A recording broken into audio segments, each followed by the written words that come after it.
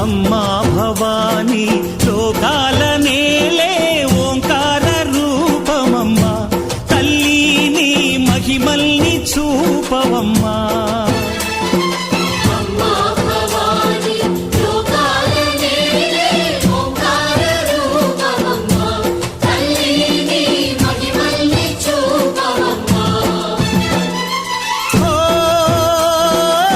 సృష్టికే దీపమా, శక్తికే మూలమా, సింహరథమే నీదమ్మా.